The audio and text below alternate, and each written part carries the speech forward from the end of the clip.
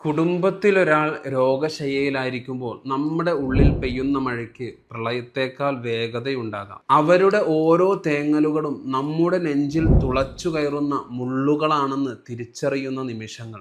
രോഗിയുടെ കണ്ണുനീരിന് മുന്നിൽ തളരാതെ ആശ്വാസത്തിന്റെ കപടമുഖമണിഞ്ഞ് നാം അവർക്ക് കാവലിരിക്കുന്നത് സ്വന്തം വേദന മറിച്ചു പിടിക്കാനല്ല, മറിച്ച് നമ്മുടെ തളർച്ച അവരെ കൂടുതൽ തളർത്താതിരിക്കാനാണ്. പകൽ വെളിച്ചത്തിൽ ധൈര്യത്തിന്റെ ആൾ രൂപമായി നാം അവർക്ക് തണലേകുമ്പോഴും തനിച്ചാകുന്ന നിമിഷത്തിൽ ആരും കാണാതെ പൊട്ടിപ്പൊട്ടിക്കരയുന്ന ആ മനസ്സിന്റെ ഭാരം ഈ ലോകത്തിന് അളക്കാനാവില്ല. പുറമേ പ്രകടിപ്പിക്കുന്ന ഈ മനക്കരുത്ത് അവർക്ക് നൽകുന്ന ഏക പിടിവള്ളിയാണെന്ന തിരിച്ചറിവാണ് ഓരോ നോവിനെയും നിശബ്ദമായി സഹിക്കാൻ നമ്മെ പ്രേരിപ്പിക്കുന്നത്. വിധി പരീക്ഷിക്കുമ്പോഴും തളരാതെ കൂടെ നിൽക്കുന്ന ഈ കരുതലാണ് സ്നേഹത്തിന്റെ ഏറ്റവും പവിത്രമായ അടയാളം.